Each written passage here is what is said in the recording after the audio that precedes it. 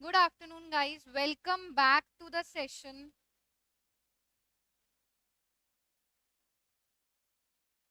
Welcome back to the session guys. कैसे हैं आप सब? कल हमने हमारा chapter number 7 which was business environment C set का पेपर नंबर 2 का बिजनेस एनवायरनमेंट टॉपिक का चैप्टर नंबर 7 स्टार्ट किया था, है कि नहीं बॉस? अब हम क्या कर रहे हैं, आज इस चैप्टर को आगे प्रोसीड करेंगे। क्विकली आप लोग ज्वाइन कर लीजिए, देन हम नेक्स्ट 2 मिनट्स में स्टार्ट करते हैं हमारा आज का topic which is ease of doing business index by world bank for India. आ जाइए गाइस, क्विकली क्विकली आ जाइए। Good afternoon ma'am, hi ma'am करके मुझे मैसेज कर दीजिए, कमेंट कर दीजिए, देन हम स्टार्ट करते हैं।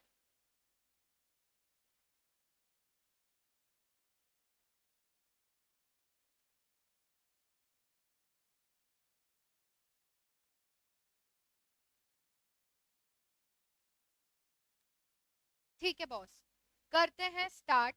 कल हमने इस पर्टिकुलर चैप्टर में क्या देखा था मैम? हमने देखा था कीथ डेविस एंड एंड्रयूज की डेफिनेशन देखी थी। देन हमने देखा था कि मैम बिजनेस एनवायरनमेंट के पर्टिकुलर फीचर्स क्या होते हैं वो हमने देखे थे। देन हमने उसके बाद देखा था, हमने आपको जनरल जब इंट्रोडक्शन पढ़ाया था तब मैंने आपको कहा था कि there is two type of environment that exist around your business. One is internal environment, जिसके ऊपर मैनेजमेंट का कंट्रोल होता है, जो एक पर्टिकुलर इंडस्ट्री को ही अफेक्ट करता है। मैंने वहां पे आपको थ्रेड वाला एग्जांपल दिया था, right? And then I took the next part which was what external environment. अभी एक्सटर्नल एनवायरनमेंट जो है वो डायरेक्टली हमारे मैनेजमेंट के कंट्रोल में नहीं होता, और एक ये ऐसा फैक्टर्स होते हैं हमारे बिजनेस के बाहर के जो सिर्फ हमें ही नहीं, पूरी इकोनॉमी को ऑल ओवर द वर्ल्ड क्या कर रहे हैं, अफेक्ट कर रहे हैं। जिसका एग्जांपल मैंने लिया था कोविड 19, बिकॉज कोविड 19 के आने से सारी की सारी इंडस्ट्री, सारी इकोनॉमी क्या हो गई थी, हैम्पर हो गई थी, हिल गई थी, सबको इफेक्ट पड़ा था, राइट? सो हमारा नेक्स्ट टॉपिक आज हम स्टार्ट करते हैं which is ease of doing business. अब बोल रहा है इंडेक्स, हम बोल देते हैं एक तरीके का सर्वे हुआ था। अभी ये सर्वे किया किसने था मैम? ये सर्वे वर्ल्ड बैंक ने किया था इंडिया के लिए, कि कितना इजली आप कोई बिजनेस कर सकते हो, कैसे कर सकते हो। ठीक है, इसको पढ़ेंगे। It is purely reading topic जो आपको इस चैप्टर को और अच्छे से समझने में हेल्प करेगा। जहां जहां पे कुछ चीजें और जो फैक्ट्स हैं आपको याद करने हैं, वो मैं आपको याद करने के लिए मार्क करवाऊंगी। सो स्टार्ट करते हैं। इन the world bank latest doing business report, भाई डीबीआर रिपोर्ट जिसको हम बोलते हैं, वर्ल्ड बैंक ने एक सर्वे किया था जिसके अंदर 2019 में उन्होंने एक रिपोर्ट इशू की थी कि भाई बिजनेस किस तरीके से हो रहा है। डूइंग बिजनेस रिपोर्ट, जिसमें इंडिया ने 23 पोजीशन का जंप क्या किया था, शो किया था। its rank of 100 in 2017 to be placed now at 77th rank among 190 countries assessed by the World Bank. समझो, वर्ल्ड बैंक ने क्या किया, एक असेसमेंट किया। उस असेसमेंट में टोटल 190 कंट्रीज थी। कितनी कंट्रीज थी? 190 कंट्रीज थी, जिसका असेसमेंट किया कि भाई बिजनेस कैसे कैसे कितना इजली किस तरीके से हर कंट्री कर रही है। तो उसमें 2017 में और 2018 की बात की गई है, ये रिपोर्ट 2019 में आई। समझना, 2017 के अंदर उन 190 कंट्रीज में से इंडिया का जो रैंक था ना मैम, वो रैंक था 100। क्या रैंक था मैम? वो रैंक था 100th पोजीशन पे। कितनी पोजीशंस में से? 190 पोजीशंस में से, राइट? और ये पोजीशन से आगे आके इंडिया टॉप 77th रैंक पे चला गया। मतलब एक साल के अंदर अंदर उसने कितनी पोजीशन जंप करी? 23 पोजीशंस जंप करके 2017 से 2018 में वो 100 से 77th रैंक पर आया। और ये जो स्टडी, जो पूरा सर्वे हुआ था, उसकी रिपोर्ट आई थी which is known as DBR report 2019। Am I clear guys? अभी ये बोल रहा है India's leap of 23 ranks India का जो ये जंप था 23 रैंक का in the ease of doing business ranking is significant, मतलब ये इंपॉर्टेंट है considering that last year India has improved its rank by 30 places. मतलब इस साल जो है अगर हम इससे पीछे जाएं तो उससे पीछे की हमें इंफॉर्मेशन दे रहा है कि भाई 2016 से 2016 में इसका 130th रैंक था, उससे ये किस पे आया भाई 100 पे आया, मतलब टोटल 30 पोजीशंस और आगे आया। देन उसके एक साल बाद 77 पे आया, मतलब 23 पोजीशंस आगे आया। तो ये बता रहा है कि कहीं ना कहीं इंडिया ने अपने आप को बिजनेस करने के तरीके में इम्प्रूव किया है, तभी तो ईयर ऑन ईयर इंडिया इतने जंप्स ले रहा है। 2000 हमें 2017 का बताया कि 100 था, 100 से 77 पर आए, राइट। फिर उसके बाद नीचे बोल रहा है कि भाई इंडिया की डूइंग बिजनेस रिपोर्ट सिग्निफिकेंट है बिकॉज हम देख रहे हैं लास्ट ईयर इंडिया ने अपना 3 रैंक इंप्रूव किया, मतलब लास्ट ईयर मतलब 2017 से एक साल पहले विच इज 2016, उसमें 130th रैंक रहा होगा, उसने अपने आप को 30 पोजीशन इंप्रूव करा, 100 पे लेके आया। मतलब पिछले साल तो 30 पोजीशन का जंप था, इस साल 23 पोजीशन का जंप है। स्टिल बहुत अच्छा है, ये दिखा रहा है कि भाई इंडिया कैसे ईयर ऑन ईयर अपने बिजनेस करने के तरीके को इम्प्रूव कर रहा है। A rare feature for any large and diverse company, मतलब इतना जंप जो है ये बहुत ही कम किसी बहुत इतनी बड़ी कंट्री के लिए देखने को बहुत कम मिलता है। मतलब कहीं ना कहीं India is performing very good as per se it is concerned with business, right. Next part पे आते हैं, समझ में आ रहा है आपको? एनी डाउट गाइस, जो अभी मैंने आपको समझाया उसमें कोई दिक्कत? नेक्स्ट पार्ट जो है वो क्या बोल रहा है, as a result of continued efforts by government India has improve its rank in 53 positions in last 2 years and 65 positions in last 4 years। अभी समझना, हम पिछले 2 सालों की और पिछले 4 सालों की बात कर रहे हैं, तो हम आज यहाँ पर 2018 में है, ठीक है। इससे पीछे जाते हैं तो हम आ जाएंगे 2017 में, और इधर हमने रिपोर्ट दी है, ये है हमारी डीवीआर, ठीक है। तो हम कह रहे हैं इससे पिछले 2 साल मतलब फर्स्ट ईयर और सेकंड ईयर। अब इससे 2 साल और पीछे जाओ, मतलब 2016, तो ये आ जाएगा थर्ड ईयर, और इससे एक साल और पीछे तो ये हो जाएगा हमारा 2015 विच इज फोर्थ ईयर। अब हमें पता है 2017 से 18 के बीच का जो जंप है वो कितने पोजीशंस का है, जस्ट अ सेकेंड गाइस। 2018 और 19 हमने कहा 23 पोजीशंस में आगे आया, तो यहाँ पे 77th रैंक है, यहाँ पे 100th रैंक था। तो 23 रैंक्स इसने अपने आप को क्या किया है, एक साल के अंदर इम्प्रूव किया है। इससे पीछे एक साल मतलब 2017-18 हमारा एक साल, उससे पीछे हमने देखा 30 पोजीशंस इंप्रूव किया था, तो मतलब यहाँ पे कहीं ना कहीं 130 रहा होगा। तो यही तो बोल रहा है कि भाई पिछले 2 सालों को अगर देखें विच इज 2016 से 2018, तो हमने 53 पोजीशंस को क्या 53 पोजीशंस हम आगे आए हैं। तो 30 plus 23 will give you 53 positions. और अब इन 2 सालों से भी पीछे 2 साल चले जाए तो 2014 से लेके 2016 तक इंडिया ने अपने आप को 65 पोजीशन आगे लेके आया है। आ रहा है क्या समझ में? पिछले 2 सालों में 53 पोजीशंस, उससे पिछले 2 सालों में मतलब टोटल 4 सालों में 65 पोजीशंस आगे आया है। मतलब ये टोटल 4 साल यहाँ से लेके यहाँ तक 65 है। समझ में आ रहा है क्या? अब देखो ये सारे फैक्ट्स हैं जिसमें आपको सिर्फ इतना ध्यान रखना है कि पिछले साल जो जंप था वो 23 का था, और उससे पिछले साल जो जंप था वो 30 प्लेसेस का था। बस इतना ध्यान रखना है आपको, दैट्स इट। इसके बाद आगे आते हैं। The doing business assessment provides objective measures of business regulations and their enforcement across 190 countries on 10 parameters affecting a business through its life cycle. भाई अब आप एक इंडेक्स बना रहे हो, बिजनेसेस को चेक कर रहे हो, बिजनेसेस को जंप कर रहे हो, तो कुछ पैरामीटर्स तो होंगे, कुछ फैक्टर्स तो होंगे जिसके अगेंस्ट आप उन बिजनेसेस को क्या कर रहे हो, चेक कर रहे हो. तो हम कह रहे हैं भाई ऐसे 10 पैरामीटर्स लिए हमने, ऐसे 10 फैक्टर्स लिए जो किसी भी बिजनेस की लाइफ साइकिल को क्या करते हैं, उस लाइफ साइकिल का पार्ट बनते हैं. तो हमने वही 10 पैरामीटर्स उठाए और उन्हीं पैरामीटर्स के ऊपर हम हर बिजनेस के ऊपर क्या कर रहे हैं, रैंकिंग कर रहे हैं हर country wise. The DBR rank countries on the basis of distance to frontier. अभी ये एक इंपॉर्टेंट पार्ट है.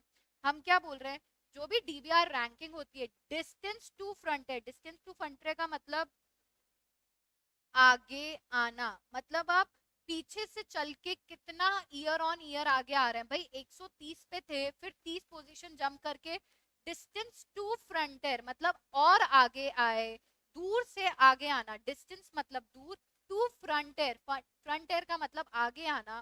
तो आप कितना आगे आए, पहले 30 पोजीशंस आगे आए, फिर 100 पे आए, फिर उसके बाद 23 का जंप किया 77 पे आए. तो आप पिछले 2 सालों में टोटल तुम्हारा डिस्टेंस टू फ्रंटियर 53 पोजीशंस का है.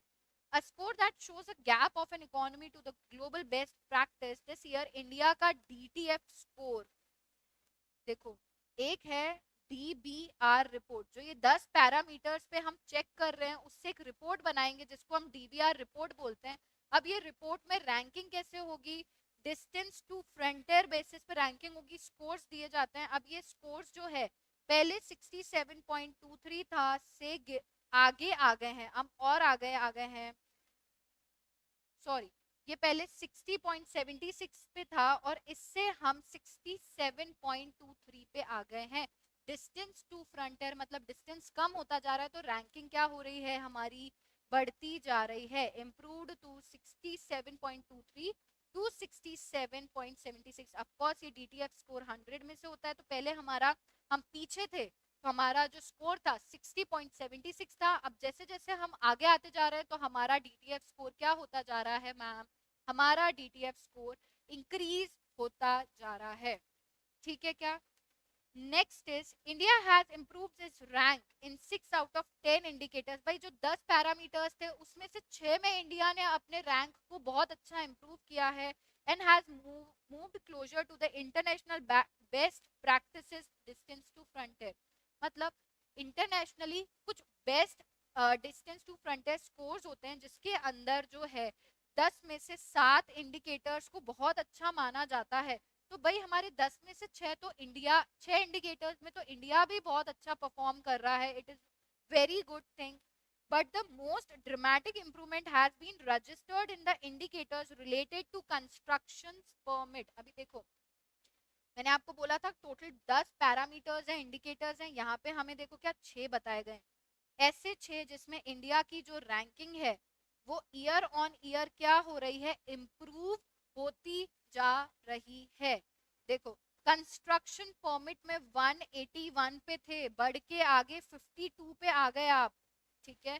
देन आप मतलब सबसे अच्छा चेंज आपने 129 पोजीशंस का जंप किया है कंस्ट्रक्शन सेगमेंट में. देन ट्रेडिंग अक्रॉस बॉर्डर, हर बॉर्डर के अगेंस्ट आप क्या कर रहे हैं, इंपोर्ट एक्सपोर्ट कर रहे हैं, ट्रेडिंग कर रहे हैं, उसमें आप 66 पोजीशंस जंप कर कर आए हैं. स्टार्टिंग अ बिजनेस में आप 19 पोजीशंस आपने जंप करी हैं. गेटिंग अ क्रेडिट मतलब पैसा अरेंज करने की फैसिलिटी को आपने 7 पोजीशंस मतलब आपने प्रॉपरली जो फाइनेंस है उसको क्या किया है, जनरेट किया है.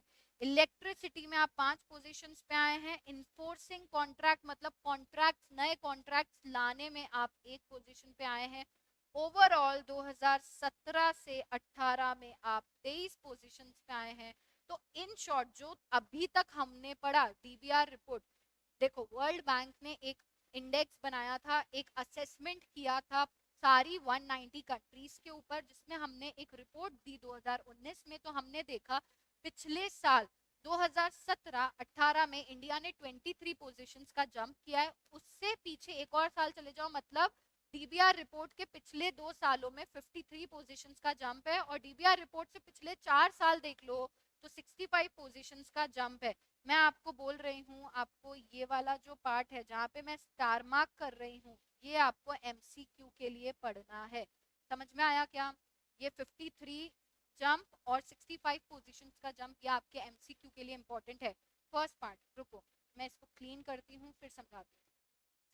एमसीक्यू कहाँ कहाँ आ सकता है मैम इसमें? एक तो ये 53 और एक ये 65 पोजीशन पे आ सकता है, आपको मार्क करना है, मार्क कर लीजिए। नेक्स्ट इज, हम बोल रहे हैं कि भाई डीबीआर रैंकिंग जो होती है ना, डिस्टेंस टू फ्रंटियर पे होती है, जिसमें इंडिया ने अपने रैंक को 60.76 से 67.23 पे इम्प्रूव किया है, तो एक ये एमसीक्यू पॉइंट हो सकता है। एंड लास्ट इज, इंडिया ने अपने रैंकिंग को 10 इंडिकेटर्स में से 6 इंडिकेटर में इम्प्रूव किया है, और ये इंडिकेटर्स हमने यहाँ पे डिस्कस कर लिए, जिसका फाइनल रिजल्ट है कि भाई ओवरऑल 23 इंडिकेटर्स में हम क्या कर रहे हैं, आगे आए हैं। तो आपने ये मार्क कर लिया, ऊपर 53, 65 एंड नीचे डिस्टेंस टू फ्रंटियर फैक्टर। इससे पीछे वाले पेज पे एक बार मैं आपको मार्किंग करवा देती हूँ, क्या बोल रहा है ये। यहाँ पे आपको ये याद रखना है कि इंडिया ने पिछले एक साल में 23 रैंक का जंप किया है, जो आपको यहाँ समझ में आ रहा होगा, और 30 प्लेस 30 उससे पिछले साल में 30 पोजीशंस का जंप है। I think I am very much clear. ये आपको एमसीक्यू के लिए मार्क करना है। अभी दिस इज मार्क, यहाँ पे हम यहाँ आ जाते हैं, ठीक है। अभी ये इंडेक्स में आपको कुछ भी पढ़ने की जरूरत नहीं कि ये 6 इंडिकेटर्स मैम कौन से थे, रैंक्स आपको ये याद नहीं करना है। जो मैंने आपको एमसीक्यू के लिए मार्क करवाया है, that part you have to consider and you have to remember, right. चलो आगे बढ़ते हैं। Important features of India performance are, world bank has recognised India as one of the top improvers for the year. भाई यार 23 position का jump बहुत अच्छा jump होता है, तो इंडिया को उन्होंने क्या बोला, टॉप परफॉर्मर बोला, टॉप इम्प्रूवर बोला of the year. That is the second consecutive year for which India has recognized as the top performer. जब इंडिया ने 30 positions का लीप लिया था, तब भी उसको टॉप परफॉर्मर बोला गया। फिर जब उसने 23 पोजीशंस का लीप लिया, तब भी उसको टॉप परफॉर्मर बोला गया। तो ऐसा कॉन्जिक्यूटिवली, मतलब लगातार 2 साल इंडिया को क्या बोला गया, टॉप परफॉर्मर बोला गया। ठीक है क्या guys? I am clear. Next हम बोल रहे हैं, India is the first BRICS and South Asian country to be recognised as the top improver in the consecutive year. अभी हमने बोला भाई एक साल में 30 का जंप तो टॉप परफॉर्मर, दूसरे साल में 23 का जंप तो टॉप परफॉर्मर। तो इंडिया ऐसा एक कंट्री बना जो कॉन्जिक्यूटिवली दोनों साल, मतलब एक साल के बाद लगातार दूसरे साल उसने क्या करा, अपना टॉप परफॉर्मर की कैटेगरी में, टॉप इंप्रूवर की कैटेगरी में आया। फिर यहाँ पे क्या बोल रहा है, India BRICS and South Asian countries के अंदर टॉप परफॉर्मर हर 2 साल रिकॉग्नाइज किया गया। मैम अब साउथ एशियन कंट्री तो समझ में आता है, ब्रिक्स का मतलब क्या होता है? भाई ब्रिक्स का मतलब होता है Brazil, Russia, India, China, south Africa. मतलब इन 6 कंट्रीज में से इंडिया भी एक टॉप इम्प्रूवर कहलाया था कॉन्जिक्यूटिव ईयर्स के लिए। कॉन्जिक्यूटिव मतलब लगातार एक के बाद एक साल। India has recorded the highest improvement in the 2 years by any large country since 2011 in doing business assessment by improving its rank by 53 position। भाई 2 सालों में 53 पोजीशन किए 2019 से, और 2000 इससे पिछले 2 साल और चले जाए, मतलब टोटल पिछले 4 सालों में 65 पोजीशन। भाई 4 सालों में मिला के 65 है और पिछले 2 सालों में 53 है। तो भाई लास्ट 2 years का जंप कितना बड़ा हो गया, आप देखो कितना बड़ा है। ये आप माइनस कर देंगे अगर 65 में से 53, तो विल गिव यू 12। मतलब अगर हम 2014, 2015, 2016, 2017 और 2018 की बात करें, तो यहाँ से यहाँ जो इसने अपनी इम्प्रूवमेंट करी वो 53 पोजीशंस की करी, और यहाँ से यहाँ मिला के टोटल 65 की है। तो इसके बीच की कितनी रही भाई, 12 ही रही। तो ये तो 12 ही थी, बट यहाँ पे 53 पोजीशंस का जंप, बहुत अच्छा जंप माना जाता है। इसलिए कॉन्जिक्यूटिवली इंडिया को दोनों साल लगातार एक टॉप इम्प्रूवर कंट्री माना गया। और इंडिया भी पहली बार ब्रिक्स और साउथ एशियन कंट्रीज के अंदर आया था। क्यों आया था? क्योंकि वो कॉन्जिक्यूटिवली क्या कर रहा था, अपने रैंक्स को इम्प्रूव कर रहा था। चलो नेक्स्ट पार्ट पे आ जाते हैं।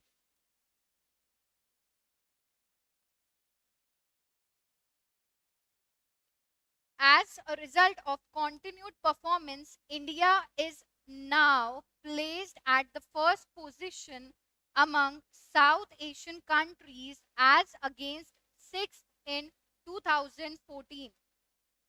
हम क्या बोल रहे हैं कि इंडिया अब फर्स्ट पोजीशन पे आ गया है अपने 6th रैंक से।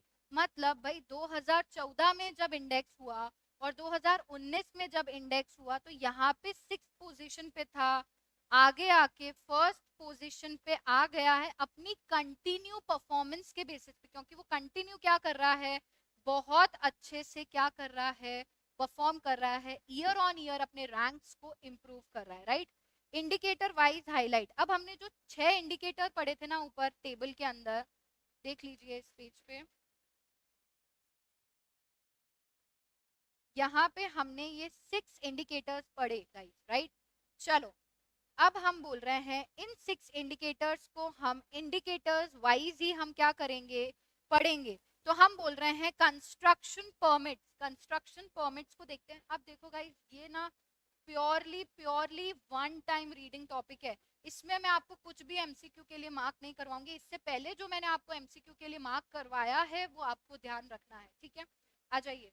Procedures reduced from 37 to 20 in Mumbai and 24 to 16 in Delhi। भाई हम देख रहे हैं कंस्ट्रक्शन परमिट, जहां पे भी आपको कोई कंस्ट्रक्शन करना होता है तो आपको पता है कि आपको क्या लेना पड़ता है, गवर्नमेंट से परमिट लेना पड़ता है। परमिट कौन देता है भाई, गवर्नमेंट देती है। गवर्नमेंट हमें परमिशन देती है कि okay if you want to undertake a particular project आप कर सकते हैं या नहीं कर सकते हैं।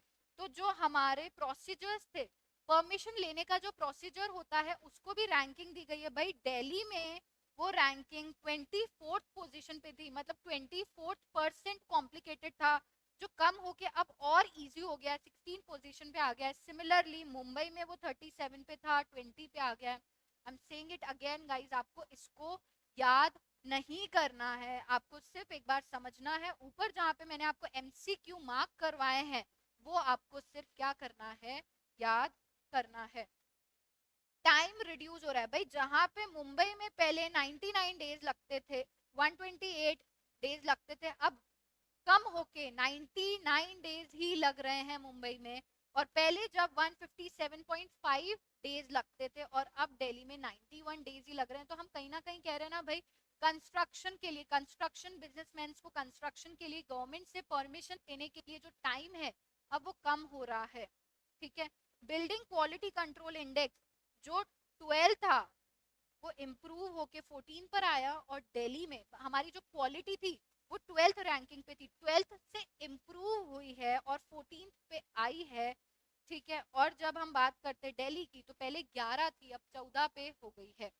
Cost of obtaining construction permits reduce हो गई है 23% से 5.4% पे। एंड डीटीएफ स्कोर जो है उनका पहले 38.80 था और अब 73.81 आ गया है, ठीक है क्या guys.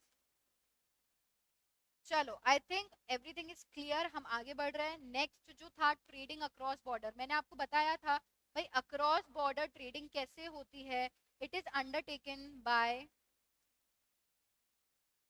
Way of import and exports, ठीक है। इंपोर्ट्स और एक्सपोर्ट्स के फॉर्म में ट्रेडिंग अंडरटेक की जाती है। Changes in time and cost are as follows. Now मैं आपको क्विकली ये एक बार बता देती हूँ कि ये कैसे हो रहा है। भाई हम दिल्ली के इंपोर्ट और एक्सपोर्ट की बात कर रहे हैं, ठीक है। मैं दिल्ली का बता रही हूँ, मुंबई का आप अपने आप करना, ठीक है।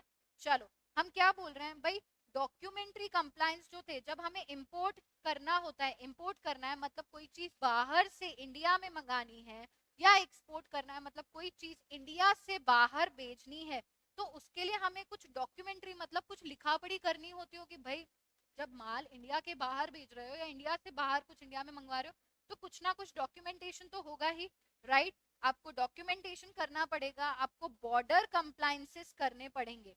तो हम ये देखते हैं डॉक्यूमेंट्री और बॉर्डर कंप्लायंसेस अगर इंपोर्ट के हैं, तो ये क्या बोल रहा है, 2017 में टाइम लगता था 58 आवर्स और $140 लगते थे किसी भी चीज को इंपोर्ट करने के, और बॉर्डर कंप्लायंस में 262 आवर्स लग रहे थे, तो कॉस्ट $550 लगती थी, जो कि 2018 में गिर के भाई डॉलर भी कम हो गए, मतलब कॉस्ट भी कम हो रही है और हमारा टाइम भी कम हो रहा है। सिमिलरली यहाँ पे 262 से देखो कितना ड्रास्टिक फॉल है, ये गिर के 262 से 92 पे आ रहा है एंड कॉस्ट $550 से 323 पे आ रही है। मैं आपको वापस बोल रही हूँ, you just have to read it कि भाई ट्रेडिंग अक्रॉस बॉर्डर में कैसे कैसे चीजें इजी हो रही हैं। सेम वे इंपोर्ट में 21 आवर्स लगते थे, कॉस्ट $90, और बॉर्डर कंप्लायंसेस में 125, कॉस्ट 403 गिर के 6 आवर्स पे आ गया, कॉस्ट गिर के $80 पे आ गई, 125 से 77 आवर्स पे आ गए बॉर्डर कंप्लायंस करने में, और $413 से $253 पर आ गए। मतलब इन शॉर्ट में इसको समराइज करूं तो दिल्ली से जितनी भी इंपोर्ट और एक्सपोर्ट हो रही है उसके अंदर डॉक्यूमेंट्री कंप्लायंस इंपोर्ट एक्सपोर्ट करने के लिए, और सिंस हम बॉर्डर से बाहर सामान भेज रहे हैं या बाहर से मंगवा रहे हैं, तो हमें कुछ बॉर्डर कंप्लायंसेस करने पड़े होंगे। तो एक साल के अंदर टाइम भी कम हो रहा है, कॉस्ट भी क्या हो रही है, कम हो रही है, राइट। सिमिलरली आप मुंबई का पढ़ लेंगे। हम नीचे आते हैं, हम क्या बोल रहे हैं, टाइम और कॉस्ट में ऐसे ऐसे चेंज हुआ है। अब robust risk management system, robust का मतलब ऐसा रिस्क मैनेजमेंट सिस्टम जो कि इफेक्टिव है। रॉबस्ट मतलब होता है कोई भी चीज जो क्या है, इफेक्टिव है। तो ऐसा इफेक्टिव रिस्क मैनेजमेंट सिस्टम जिसने इंस्पेक्शंस को बहुत ज्यादा कम कर दिया है। भाई हमें पता है कि जहाँ पे रिस्क ज्यादा होती है वहां पे इंस्पेक्शंस भी ज्यादा होते हैं, ठीक है। इंस्पेक्शंस जो हैं वो डायरेक्टली प्रोपोर्शनल होते हैं हमारे रिस्क से। तो अगर रिस्क ज्यादा है तो इंस्पेक्शंस भी हमारे क्या होंगे, ज्यादा होंगे। ऑन द अदर हैंड अगर हमारी रिस्क कम है तो हमारे इंस्पेक्शंस भी क्या हो जाएंगे भाई, कम हो जाएंगे। तो हमने हमारे रिस्क मैनेजमेंट के सिस्टम्स ही इतने रॉबस्ट रखे हैं, इतने इफेक्टिव रखे हैं कि हमारे इंस्पेक्शंस तो वैसे भी क्या हो गए हैं, कम हो गए हैं। E Sanchit allow traders to file all documents electronically. अभी एक वेबसाइट बना दी हमने, क्या किया भाई, टाइम और कॉस्ट कम हो रहा है इसके लिए हमने एक वेबसाइट बना दी ई संचित। ये क्या कर रही है, आपको जितने भी डॉक्यूमेंट्स वगैरह हैं आप सीधा इस वेबसाइट पे अपलोड कर दीजिए, इलेक्ट्रॉनिकली कर सकते हैं। हमें वैसे भी पता है electronic filing and electronic portal पे चीजें करना आज के टाइम में कितना ज्यादा इम्पोर्टेंट है। अगर कोरोना के टाइम पे कोई भी अकेडमी या कोई भी क्लासेस अपने आप को इलेक्ट्रॉनिक प्लेटफॉर्म पे नहीं लाती, तो आपको क्या लगता है क्या वो उस टाइम में सरवाइव कर पाती? पॉसिबल ही नहीं है। तो हर चीज क्या हो रही है, इजी होने के लिए उसका इलेक्ट्रॉनिक प्लेटफॉर्म पे आना बहुत ज्यादा जरूरी है। सिमिलरली हमने ई संचित एक वेबसाइट बना दी जहाँ पे आप अपने सारे डॉक्यूमेंट्स इलेक्ट्रॉनिकली फाइल कर सकते हैं, अपलोड कर सकते हैं। Time and cost to export reduce through the introduction of electronic self sealing of container at the factory। भाई अब हमने क्या कर दिया कि जिस कंटेनर में आप सामान भेज रहे हैं और जिस कंटेनर में सामान मंगवाया जा रहा है उसकी इलेक्ट्रॉनिकली लॉकिंग की जा रही है।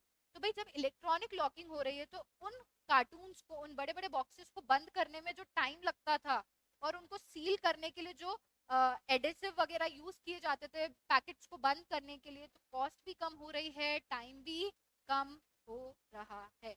Is it clear guys? यहाँ तक समझ में आया? हमने दो इंडिकेटर्स पढ़ लिए हैं। Is it clear? समझ में आ रहा है कि नहीं आ रहा है दोस्तों? सी मैं कंटिन्यू बोल रही हूँ, मुझे थोड़ा सा मोटिवेट करने के लिए प्लीज कमेंट कर दीजिए, बता दीजिए चीजें समझ में आ रही हैं या नहीं आ रही है, राइट। तो हमारा नेक्स्ट इंडिकेटर जो है it is starting a business. भाई बिजनेस स्टार्ट करना हम पढ़ रहे हैं। Procedures reduce from 11 to 10 in Delhi to 12 to 10 in Mumbai। भाई जितना आसानी से अब आप बिजनेस कर सकते हैं उसके ऊपर भी रैंकिंग की गई थी। भाई पहले जो डिफिकल्टी थी वो 11th पॉइंट पे थी, रिड्यूस होके 10th पे आ गई। सिमिलरली मुंबई के लिए पहले 12th पे थी तो अब 10th पे आ गई है। जो टाइम रिड्यूस हुआ है 30 से 60 डेज का, 16 डेज का इन दिल्ली, एंड पहले 29.5 डेज लगते थे, मान के चलो अप्रोक्सीमेटली 30 दिन लगते थे किसी भी नए बिजनेस को स्टार्ट करने के लिए, तो अब वो काउंटिंग 17 डेज की हो गई है। PAN 10 दिन now merge with spice making it a single form for company incorporation। समझना, ये इंपॉर्टेंट पॉइंट है, सिर्फ समझना है, कुछ रटना नहीं है। एक फॉर्म इंट्रोड्यूस किया गया था, स्पाइस फॉर्म। ठीक है, सपोज आप एक कंपनी है, ठीक है, आप इनकॉर्पोरेट हो रहे हैं, तो आपको इनकॉर्पोरेशन के बाद आपको कंपनीज एक्ट के अंदर आपको रजिस्टर करवाना पड़ता है अगर आपको कंपनी बनना है। ठीक है, कंपनी बनना है तो आपके कंपनी में डायरेक्टर्स होंगे, आपको हर डायरेक्टर्स का डिन लेना पड़ता है। आपको नहीं पता है डिन क्या होता है, मैं बताती हूँ। हर कंपनी के अंदर डायरेक्टर्स का एक आइडेंटिफिकेशन नंबर होता है जिसको हम बोलते हैं डायरेक्टर्स आइडेंटिफिकेशन नंबर। तो जब भी कोई कंपनी बन रही है उसको डिन डायरेक्टर्स के लिए, भाई डायरेक्टर्स का डिन क्या है देना मैंडेटरी होता है। कंपनी के सारे ऑफिशियल डॉक्यूमेंट्स पे डायरेक्टर का डिन जो होता है लिखा हुआ होता है। तो जब भी आप कंपनी बनाते हैं, नई कंपनी रजिस्टर करते हैं, तो आपको डिन लेने की रिक्वायरमेंट होती है। एक होता है pan, permanent account number. Pan आपको पता होगा, पैन कार्ड बनवाते हैं लोग, तो ऐसे कंपनी को भी अपने नाम का एक पैन कार्ड बनवाना पड़ता है और कंपनी को एक टैन कार्ड भी बनवाना पड़ता है। ठीक है, जैसे परमानेंट अकाउंट नंबर है वैसे ही एक टैन होता है जो टीडीएस टीसीएस के लिए होता है। अब इतना आपको नहीं पता है तो सिर्फ याद कर लो कि जब भी नई कंपनी बन रही है उसको डिन लेना जरूरी है, which is director identification number, permanent account number and then TDS का account number which is known as TAN. तो ये सारे तीनों फॉर्म्स के लिए पहले क्या होता था, आपको अलग अलग डिपार्टमेंट जाना पड़ता था। डिन के लिए आपको रजिस्ट्रार ऑफ कंपनीज के पास जाना पड़ता था कंपनीज एक्ट के अंदर कंप्लायंस फॉलो करने के लिए। पैन के लिए आपको इनकम टैक्स के पास जाना पड़ता था। टैन के लिए भी आपको जो है टीडीएस की जो अथॉरिटी है, इनकम टैक्स डिपार्टमेंट के अंदर एक डिपार्टमेंट है जो डील करता है टैन के साथ। तो अलग अलग अथॉरिटीज के पास जाके आपको क्या लेना पड़ता था, इन डॉक्यूमेंट्स के लिए फॉर्मेलिटी करनी पड़ती थी। अब क्या किया गया, अब ये सारे काम के लिए एक पोर्टल बना दिया गया विच इज व्हाट, स्पाइस। इस फॉर्म को आप फिल कर दिए, ये एक सिंगल फॉर्म फिल करने से आपके डिन का काम भी हो जाएगा, पैन का काम भी हो जाएगा एंड टैन का काम भी हो जाएगा। तो भाई बिजनेस जब काम, किसी भी काम को करने का टाइम कम हो रहा है तो बिजनेस तो आराम से हो ही जाएगा ना। ठीक है, no requirement for inspection for registration under shops and establishments in Mumbai. मतलब पहले क्या होता था, एक शॉप एंड स्टैब्लिशमेंट एक्ट होता था। जब भी कोई नया बिजनेस स्पेशली इन मुंबई अगर स्टार्ट होता था तो आपको इस एक्ट के अंदर रजिस्टर करवाने की जरूरत होती थी। अब उस चीज की जरूरत नहीं है। हमारा जो डीटीएफ फैक्टर है, डिस्टेंस टू फ्रंटियर, पहले 75 था, 75 से वो 80.96 पे आ गया है। तो भाई इम्प्रूव ही हुआ है ना। ठीक है, एक्सेस टू क्रेडिट मतलब कितनी आसानी से बिजनेस करने के लिए आपको पैसा मिल रहा है। एक्सेस टू क्रेडिट, हमारा रैंक इम्प्रूव हुआ है 29 से 22 पे, डीटीएफ इम्प्रूव हुआ है 75 से 80 पे। सिमिलरली जो स्ट्रेंथ है लीगल राइट्स इंडेक्स की वो इम्प्रूव हुई है। आपको सिर्फ रीड करना है गाइस, मैं आपको बार बार बता रही हूँ, जब से हमने इंडिकेटर्स स्टार्ट किए, ये इंडिकेटर्स हमारे कंटेंट में सिर्फ इसलिए दिए गए हैं कि हमें पता चले अच्छा ठीक है ग्लोबली जहाँ जहाँ पे बिजनेस हो रहा है वहाँ पे किन किन चीज़ों की रिक्वायरमेंट पड़ती है। तो जहाँ पे मैंने आपको एमसीक्यू मार्क करवाया, I am telling you again and again, आपको वो कंटेंट याद करना है। जब से ये इंडिकेटर्स हमने पढ़ना चालू किया इनको सिर्फ एक बार रीड करके समझना है, आपको ये चीज़ें याद नहीं करनी है 29 से 20 पे आया, 75 से 80 पे आया, नो। जहाँ मैं आपको मार्क करवाऊंगी वो आपको याद करना है। Secured creditors will now be repaid first during business liquidation, hence priority over other claim। अभी हर बिजनेस के अंदर क्रेडिटर्स होते हैं, राइट? ठीक है, जो हमसे पैसा मांगते हैं। कुछ ऐसे क्रेडिटर्स होते हैं सिक्योर्ड होते हैं, जो तो हम कह रहे हैं जब भी अगर कोई बिजनेस लिक्विडेशन में जाता है, लिक्विडेशन का मतलब है बंद हो रहा है, शट डाउन हो रहा है, ठीक है, तो हम कह रहे हैं जो भी कंपनी में या उस पर्टिकुलर बिजनेस में लिक्विडेटर्स होंगे, उन सॉरी लिक्विडेटर्स नहीं, क्रेडिटर्स, उस कंपनी में जो भी क्रेडिटर्स होंगे, तो हम कह रहे हैं उन क्रेडिटर्स में जो सिक्योर्ड क्रेडिटर्स होंगे ना, उनको प्रायोरिटी मिलेगी लिक्विडेशन के टाइम पे, उनको पहले पेमेंट किया जाएगा over and above normal creditors, ठीक है क्या? Okay, now access to electricity. भाई एक्सेस टू इलेक्ट्रिसिटी बिजनेस करने के लिए क्यों बोल रहे हैं भाई? आजकल बहुत बड़ी बड़ी फैक्ट्रीज होती हैं, वो हर फैक्ट्रीज ना रिमोट लोकेशंस पे लोकेटेड हैं, तो इन रिमोट लोकेशंस पे इलेक्ट्रिसिटी का पहले होना बहुत डिफिकल्ट हुआ करता था, बट जैसे जैसे टेक्नोलॉजी इंप्रूव हो रही है, इलेक्ट्रिसिटी का एक्सेस भी रिमोट लोकेशंस तक इजीली पहुंच रहा है। तो हम कह रहे हैं प्रोसीजर्स तो थे वो 5 से 3rd पे आ गए इन दिल्ली, एंड 5 से 4th पे आ गए इन मुंबई, और डीटीएफ फैक्टर भी 85 से इम्प्रूव होके 89 पे आ गया, ठीक है क्या? अब हम कह रहे हैं improvement has taken place due to commitment of government to carry out comprehensive and complex reform supported by the bureaucracy which has changed its mindset from a regulator to the facilitator। अभी देखो ये बहुत अच्छी बात बोल रहे हैं, ये क्या बोल रहे हैं भाई? गवर्नमेंट के माइंडसेट में क्या होता था भाई, अगर हमारी गवर्नमेंट, हमारी जो सत्ता है, वो एक रेगुलेटर का काम कर रही है, रेगुलेटर मतलब आपके ऊपर 10 तरह के लॉज इम्पोज कर दिए और बोला कि आपको ये भी फॉलो करना है, बिजनेस कर रहे हो तो आपको ये भी करना है, ये भी करना है, तो वो एक रेगुलेटर का काम कर रही है, मतलब आपको कंट्रोल कर रही है, हर चीज को रेगुलेट कर रही है, ठीक है।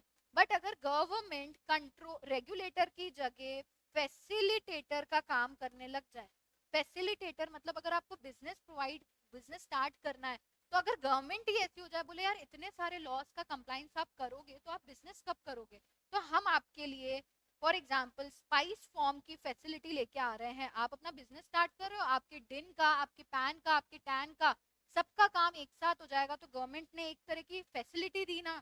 तो जब गवर्नमेंट ही अपना माइंडसेट चेंज कर रहा है, रेगुलेटर होने की बजाय फैसिलिटेटर होने का, तो भाई इंडिया में इम्प्रूवमेंट तो आएगा ना, गवर्नमेंट सपोर्ट करेगी फैसिलिटेटर बन के, फैसिलिटीज प्रोवाइड करके, तो कौन बिजनेस नहीं करना चाहेगा, राइट?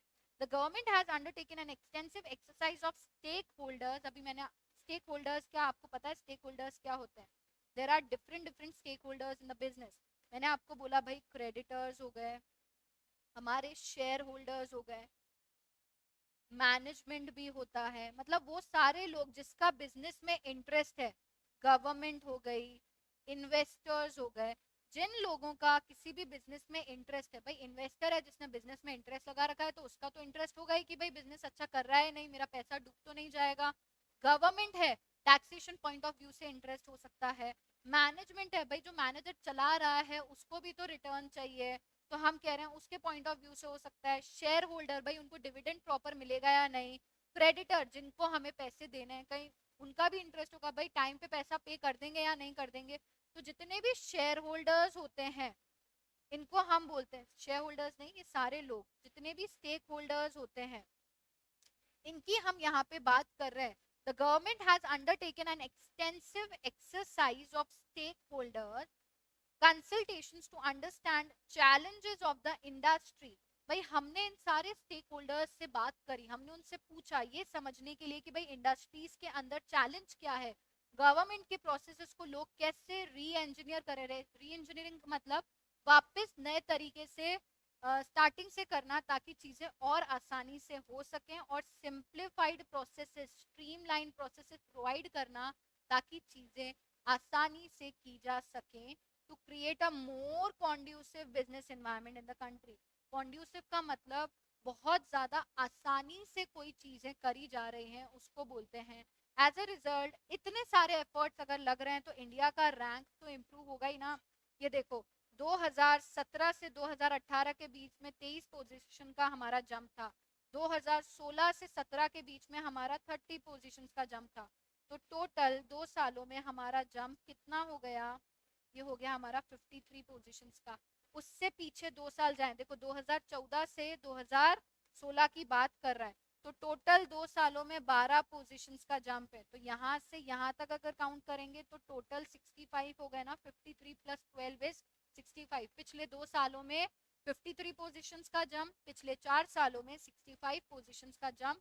यही चीज आपको ऊपर बताई गई थी और ये चीज आपको याद करनी है। मैंने आपको ऊपर DTF फैक्टर भी बोल दिया था, 60.76 से 67.63 आ रहा है।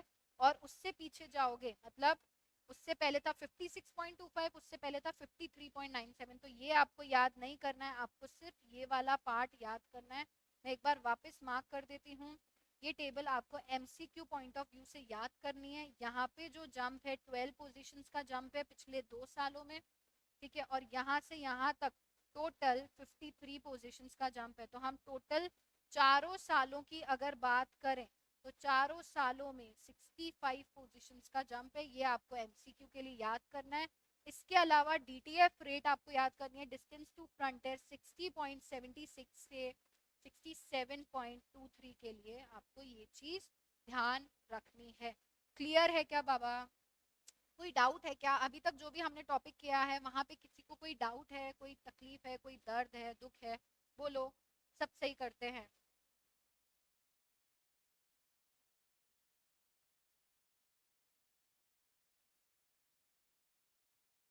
अभी ऊपर हम बोल रहे थे 6 इंडिकेटर्स, अब ये 6 की जगह यहाँ पे 8 इंडिकेटर्स बोल दिए हैं।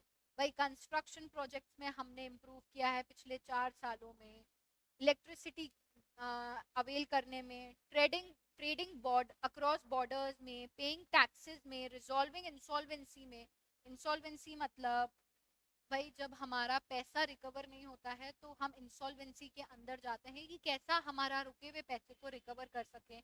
ये पार्ट आप आने वाले आपके एग्जीक्यूटिव प्रोफेशनल एग्जाम्स में इंसॉल्वेंसी एक्ट पढ़ेंगे तो आपको क्लियर हो जाएगा। इंसॉल्वेंसी का इन शॉर्ट मतलब है आपका पैसा अगर रिकवर नहीं हो रहा है तो कैसे कैसे रिकवर करें आप। Insolvency and bankruptcy code IBC जिसको बोला जाता है उसका सहारा ले सकते हैं, ठीक है। देन एनफोर्सिंग कॉन्ट्रैक्ट्स, कॉन्ट्रैक्ट्स को कैसे पिक्चर में लाना है, बिजनेस को स्टार्ट करना, क्रेडिट अवेल करना, ये सारी चीजें हम क्या बोल रहे हैं पिछले 4 सालों में इम्प्रूव हुई है, ठीक है। अब ये क्या बोल रहा है, ease of doing business index by department. हमने पहले क्या बोला था, ease of doing business by world bank 2019, जिसमें उन्होंने हमें DBR रिपोर्ट दी थी 2019 की। अब यहाँ पे हम ईज ऑफ डूइंग बिजनेस किसके हिसाब से पढ़ रहे हैं, bye department for promotion of industry and internal trade. भाई हम वापस DBR रिपोर्ट की ही बात कर रहे हैं, बट इस बार DBR रिपोर्ट जो है वो हमें कौन दे रहा है, पहले वर्ल्ड बैंक दे रहा था, अब हमें दे रहा है DPIIT which means department for promotion of industry and internal trades, ठीक है। Department for promotion of industry and internal trades in coordination with central ministries या डिपार्टमेंट ले लो, एंड गवर्नमेंट ऑफ स्टेट्स, हर स्टेट की गवर्नमेंट के साथ, union territories के साथ इन्होंने बहुत सारे रिफॉर्म्स लिए हैं, मतलब बहुत सारे चेंजेस लाए हैं। और इनका एम क्या था भाई, हमें इम्प्रूव करना है हमारा रेगुलेटरी इन्वायरमेंट को, और फैसिलिटी मतलब रेगुलेशन भी फॉलो हो जाए बट साथ में बिजनेस करने के लिए लोगों को फैसिलिटी प्रोवाइड करो। तो भाई आपका कानून हंसते हंसते फॉलो करेंगे। आप सिर्फ लॉज इम्पोज करते जाएंगे तो करना तो है ही, बट क्या होंगे, कंप्लाइंसेस टाइम पे नहीं होंगे। बट आप लॉ को फुलफिल करने के साथ साथ उनको कुछ फैसिलिटीज प्रोवाइड कर दे। तो हम क्या बोल रहे हैं, जब फैसिलिटीज होंगी तो ईज ऑफ डूइंग बिजनेस हो जाएगा, ठीक है। क्या समझ में आ रहा है? The details of actions taken in this regards as given below. अब हमने पहले DBR report by world bank 2019 पढ़ा था, अब हम बोल रहे हैं DBR report by department for promotion of industry and industrial trade. इसके अंदर हम अलग अलग इंडिकेटर्स की बात करेंगे। अब यहाँ पे आप समझना, world bank ease of doing business assessment, ठीक है। हम बोल रहे हैं अभी ये वापस वर्ल्ड बैंक का इंडिकेशन दे रहा है कि भाई वर्ल्ड बैंक ने कैसे असेसमेंट किया था, हम वो देखते हैं। और यहाँ पे आपको जो जो चीजें मार्क करनी है वो मैं बताती जाऊंगी। ये जो टेबल में रैंक्स है ना, ये रैंक्स आपको लर्न करते हैं, सिर्फ इस टेबल वाले ध्यान रखना, इस टेबल के एमसीक्यू। एंड मैं बोल रही हूँ स्टार्टिंग के 4-5 ही याद हो जाए तो भी सफिशिएंट है, ठीक है। जैसे स्टार्टिंग का बिजनेस तो आपको रैंक याद होना चाहिए कि rank was 137, dealing with construction permit तो रैंक था 52। ऐसे करके कुछ 7-8 रैंक्स हैं, आप ध्यान रख लेना। स्टार्टिंग के 3-4 तो याद ही कर लेना, लास्ट के नहीं होते हैं तो कोई बात नहीं, स्टार्टिंग के आपको याद होने चाहिए। मैं स्पेसिफिकली बार बार बोल रही हूँ, जहां मैं आपको मार्क करवा रही हूँ आपको वही वही चीजें देखनी है। ये टेबल आपको एमसीक्यू के लिए याद करनी है, करेक्ट क्या? हम बोल रहे हैं अब the world bank release the DBR 2019 on 31 October 2018 MCQ. ऊपर बताया था, देखो ऊपर जब डीबीआर रिपोर्ट वर्ल्ड बैंक ने दी तो उसने अलग अलग इंडिकेटर्स पे बात कर ली। फिर भाई ये बोल रहा है डीबीआर रिपोर्ट हमारे डीपीआईआईटी ने भी करा था। DPIIT is department for promotion of internal and industry trades के लिए, ठीक है। अब हम बता रहे हैं भाई वर्ल्ड बैंक असेसमेंट कैसे कर रहा है, मतलब ये पार्ट जो है तो यहाँ पे हमने इनका एम वगैरह समझ लिया। अब ये हमें बता रहा है कि भाई वर्ल्ड बैंक ने जो डूइंग बिजनेस असेसमेंट किया था वो कैसे किया था और कब लेके आया था। तो डीबीआर रिपोर्ट 2019 में तो आई थी, पर 2019 में रिलीज हुई थी और ये आई कब थी? 31 अक्टूबर 2018 को, ठीक है। आपको ये डेट एमसीक्यू के लिए याद करनी है। डीबीआर 2019 की रिपोर्ट आई थी 31 अक्टूबर 2018। मैम ऐसे कैसे? भाई रिपोर्ट 2019 के नाम से आई, बट आई किस दिन? 2018 की 31 अक्टूबर को, जिसमें हमने बोला इंडिया ने 190 कंट्रीज में से 77th रैंक पे आके दिखाया। पिछले साल 2017 में हम बार बार बोल रहे हैं 100 पे थी, 2018 में अपना 77th रैंक पर आई by doing business team. India ने 23 रैंक्स का लीप लिया 2018 में। The DBR is an assessment of 190 countries and to cover 10 indicators। मैंने आपको पहले ही बता दिया भाई DBR जो है हमारा डूइंग बिजनेस रिपोर्ट जो थी 2019 की, उसमें मैंने आपको बोला था भाई 190 कंट्रीज पार्टिसिपेट कर रही थी। उसमें हर कंट्री को अलग अलग पैरामीटर्स पे हमने टेस्ट किया था और ऐसे कुछ 10 इंडिकेटर्स थे, ठीक है। 10 इंडिकेटर्स थे। The indicators wise rank of India is in the world bank DBR is as follows. तो इस वाली टेबल के अंदर मैं आपको बार बार बोल रही हूँ स्टार्टिंग के 4-5 आपको अच्छे से याद करने हैं। यस आपको याद करने हैं, आप याद करेंगे ये वाला पार्ट, ठीक है क्या?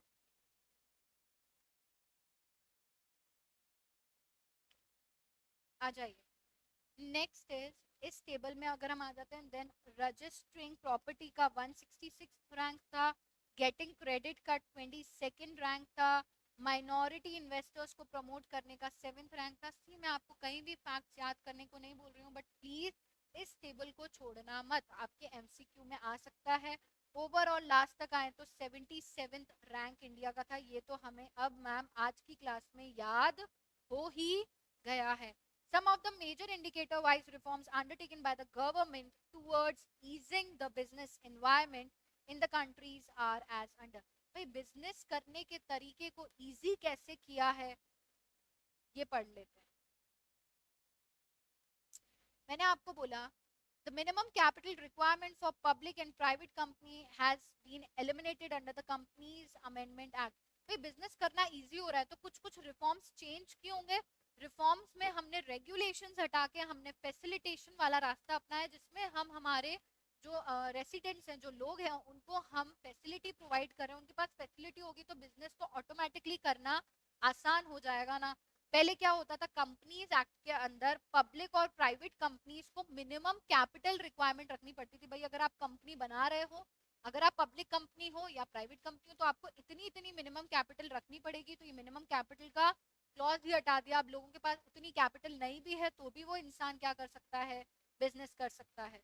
मैंने आपको बताया सिंगल स्पाइस फॉर्म लेके आए हम कंपनी को इनकॉर्पोरेट करने के लिए। भाई हर कंपनी को अलग अलग जगह पे जाना पड़ता था, दिन के लिए, पैन के लिए, टैन के लिए। अब उनको अलग अलग जाने की जरूरत नहीं है, आप सिंपल एक स्पाइस फॉर्म भर दो।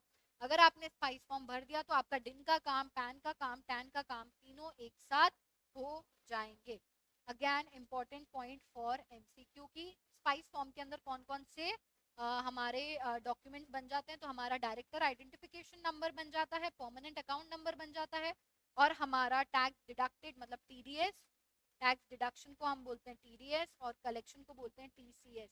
Tax deducted at source, tax collected at source, उसका एक नंबर होता है जो दिया जाता है टैन से, which is tax deduction slash collection account number. जब भी कोई कंपनी नई बनती है, उनको इन तीनों डॉक्यूमेंट्स को एक साथ बनाने के लिए स्पाइस फॉर्म भर दो, आपका काम आसानी से हो जाएगा। ठीक है क्या? अब एक और फॉर्म इंट्रोड्यूस किया गया भाई, एजाइल। ठीक है, the form agile means application for registration of goods and service tax number। अगर आपको कंपनी को जीएसटी में रजिस्टर करवाना है, हम सबको पता है जीएसटी का मतलब है गुड्स एंड सर्विस टैक्स में अगर आपको रजिस्टर करवाना है, या आप एक ऐसी कंपनी है जिसके अंदर ईएसआईसी लगता है। Ma'am what is ESIC? Employ state insurance corporation आपके ऊपर एप्लीकेबल होता है। एम्प्लॉय, हर कंपनी के अंदर एम्प्लॉयज होते हैं, हर कंपनी का इंश्योरेंस करवाना पड़ता है। तो आप जब इंश्योरेंस करवाते हो तो आपके ऊपर एम्प्लॉय स्टेट इंश्योरेंस एक्ट लगता है जो ईएसआईसी के नाम से। तो अगर आपके एम्प्लॉयज का आप इंश्योरेंस करवाते हो तो आपको ईएसआईसी के अंदर भी रजिस्टर करवाना पड़ेगा। और अगर आप अपनी एम्प्लॉयज का पीएफ काटते हो, एम्प्लॉयज का प्रोविडेंट फंड ऑर्गेनाइजेशन, तो मैं बोलती हूँ EPFO which is employ provident fund organization, आपको पीएफ का पैसा एम्प्लॉयज का काटना है। पीएफ उनका उनके रिटायरमेंट के लिए साइड में करना। आपको पता होगा प्रोविडेंट फंड क्या होता है, आपका एम्प्लॉयर आपकी सैलरी में से कुछ पोर्शन माइनस करके आपके पीएफ के पैसे में डालता है, और जब आप रिटायर हो जाते हैं तो आपको पीएफ का पैसा मिलता है ताकि आप अपनी लाइवलीहुड को कंटिन्यू कर सकें। तो ये जब तीनों चीजें, अगर आपको जीएसटी का रजिस्ट्रेशन लेना है, या आपको एम्प्लॉय स्टेट इंश्योरेंस का या एम्प्लॉय प्रोविडेंट फंड का आपको लेना है, तो हम कहते हैं इन तीनों चीजों के लिए अलग अलग डिपार्टमेंट, क्योंकि जीएसटी के लिए अलग डिपार्टमेंट है, प्रोविडेंट फंड के लिए अलग डिपार्टमेंट है, एम्प्लॉय स्टेट इंश्योरेंस के लिए अलग डिपार्टमेंट है। तो अब आपको अलग अलग जगह जाने की जरूरत नहीं है, आप एक ही फॉर्म फिल कर लीजिए, जिससे आप क्या कर सकते हैं, टाइम पे आपकी कंपनी को इनकॉर्पोरेट कर देंगे। भाई अलग अलग जगह जाने की जरूरत नहीं पड़ेगी। जब अलग अलग जगह जा नहीं रहे हैं तो टाइम वेस्ट नहीं हो रहा है, टाइम वेस्ट नहीं हो रहा है तो भाई बिजनेस को स्टार्ट करना बहुत आसान हो जाएगा ना। ऑफ कोर्स मैम आसान हो जाएगा। Next is launch of new and simplified web based service that is run. आपको ये वाला पॉइंट भी एमसीक्यू के लिए ध्यान रखना है। देखो मैं इस चैप्टर को आपको कितना कंसाइज करके पढ़ा रही हूँ। हम पढ़ सारी चीजें रहे हैं, बट जो इम्पोर्टेंट है उनको ही हम क्या करेंगे, लास्ट टाइम पे जब रिवाइज करेंगे, जहां जहां पे एमसीक्यू लिखा हुआ है वो चीजें आप क्विकली लर्न कर लेना and it will be done. Launch of a new and simplified web series service that is run, reserve unique name for reserving a name. अब आप क्या कर सकते हो, रन पे जाके रिजर्व यूनिक नेम पे आप क्या कर सकते हैं, अपना नए नाम को रजिस्टर करवा सकते हैं। और आपने अगर वो नाम रजिस्टर कर लिया तो आपका नाम कोई और यूज नहीं कर सकता। इस पे पहले डिजिटल सिग्नेचर की जरूरत थी, अब वो रिमूव कर दी गई। डिजिटल सिग्नेचर आप देखेंगे जब आगे आएंगे, डिजिटल सिग्नेचर क्या होता है, ऑनलाइन जब आप किसी डॉक्यूमेंट को वेरीफाई करते हैं तो आप डिजिटल सिग्नेचर सर्टिफिकेट यूज करते हैं, जिसको शॉर्ट में डीएससी बोला जाता है। तो आप डीएससी यूज करते हैं कहीं ऑनलाइन डॉक्यूमेंट्स को साइन करने के लिए। तो पहले ऐसा रिक्वायरमेंट था कि अगर आपको आपकी कंपनी के नाम को रजिस्टर करवाना है, रिजर्व करवाना है यूनिक नाम से, तो आपको डीएससी साइन करना पड़ता था, डीएससी से इलेक्ट्रॉनिकली साइन करना पड़ता था। अब वो हमने रिक्वायरमेंट हटा दी है, आप simple unique reserve unique name से भी रजिस्टर कर सकते हैं। Incorporation of free fee reduced to zero for companies with authorized capital up to INR 15 lakh। भाई हर कंपनी जब इनकॉर्पोरेट होती है, ठीक है, ये भी हमारा एमसीक्यू के लिए इंपॉर्टेंट पॉइंट है। मैम आप तो सारे ही मार्क करवा रहे हो बेटा, 3-4 ही तो हैं, सिक्वेंशली आते जा रहे हैं, क्विकली याद होते जाएंगे। तो जब भी कोई कंपनी है वो रजिस्टर हो रही है, तो रजिस्ट्रेशन के टाइम पे फीस थी, तो भाई अब वो फीस कम होके 0 हो गई अगर आपकी ऑथोराइज कैपिटल जो है 15 लाख तक है। मतलब मैं कह दूं अगर आप एक नई कंपनी लेके आ रहे हो और आपकी ऑथोराइज कैपिटल 15 लाख से कम है, तो आपको कंपनी को रजिस्टर करवाने के लिए 0 फीस देनी पड़ेगी, कोई फीस की जरूरत नहीं है। And the requirement to issue physical PAN card has been eliminated. अब आपको फिजिकली पैन कार्ड देने की जरूरत नहीं है। Additionally PAN and TAN are mentioned in the certificate of incorporation which is considered as a sufficient proof of PAN and TAN। मतलब अगर आपने कोई फॉर्म भरा, ठीक है, सर्टिफिकेट ऑफ इनकॉर्पोरेशन जब आपने लिया होगा, रजिस्टर करवाया होगा कंपनी को, तो आपने अपना पैन भी दिया होगा, परमानेंट अकाउंट नंबर और टैन भी दिया होगा। ठीक है, तो आप हर जगह पे अब आपकी कंपनी के सर्टिफिकेट ऑफ इनकॉर्पोरेशन को ही दिखा सकते हैं, क्योंकि उसके अंदर ऑलरेडी पैन और टैन है। आपको अलग से हर जगह पे कहीं भी पैन और टैन ऐड करने की जरूरत नहीं है। ठीक है, क्या हमने देखा ईज ऑफ डूइंग बिजनेस में आपको spice form, agile form, reserve unique name और इनकॉर्पोरेशन, ऑथोराइज कैपिटल अगर 15 लाख से कम है तो ये चीजें आपको याद रखनी है। टोटल 6 पॉइंट्स थे, 6 में से मैंने आपको 4 स्टार मार्क करवाए हैं फॉर एमसीक्यू। ठीक है क्या guys? Last 2 points and then आज का क्लास हम वाइंड अप करते हैं। Online and common registration for EPFO and ESIC is provided on Shram Suvidha portal. Again a point for MCQ. भाई आप ऑनलाइन और कॉमन रजिस्ट्रेशन करवा सकते हैं। ऐसी ऑर्गेनाइजेशंस होती हैं जिनके ऊपर पीएफ भी लगता है और एम्प्लॉय का स्टेट इंश्योरेंस भी लगता है, तो वो सीधा श्रम सुविधा पोर्टल पे जा सकते हैं और एक साथ रजिस्ट्रेशन ले सकती हैं। Registration under Mumbai Shops and Establishment Act provided in real time without any cost and inspection। भाई अगर आपको मुंबई में शॉप और स्टैब्लिशमेंट एक्ट के अंदर रजिस्टर करवाना है तो अब आपको हाथों हाथ रजिस्ट्रेशन मिल जाता है, और कोई भी इंस्पेक्शन, पहले ऐसा होता था कि आप शॉप एक्ट में रजिस्टर करवाते तो डिपार्टमेंट से कोई बंदा आके पहले इंस्पेक्ट करके जाता था, पैसा लगता था, देन उसके बाद आपका रजिस्ट्रेशन होता था। अब रियल टाइम में हो जाता है, कोई कॉस्ट और इंस्पेक्शन की जरूरत नहीं है, मतलब हाथों हाथ हो जाता है। eliminated the requirement of bank account detail for GST registration. GST में रजिस्ट्रेशन करवाने के लिए आपको आपकी बैंक अकाउंट डिटेल्स को देने की जरूरत नहीं है। तो टोटल हमने कितने पॉइंट्स किए? 9 पॉइंट्स, जिसमें से मैंने आपको 5 एमसीक्यू के लिए स्टार मार्क करवाए थे। Is it clear guys? I hope this is clear. ये वाला चैप्टर हमारा ऑलमोस्ट 2/3 हो गया है, 1/3 it is pending, and next class में हम ये चैप्टर कंप्लीट भी करेंगे एंड देन कंप्लीट स्टार्टिंग से एंड तक लास्ट 15 मिनट्स में रिवाइज भी करेंगे। मैम पूरा रिवाइज करेंगे, ऑफ कोर्स पूरा रिवाइज करेंगे, और बहुत इजी करके दूंगी आपको ये chapter. So stay tune till we connect in the next class. Thank you so much for cooperating. मिलते हैं नेक्स्ट सेशन। Thank you.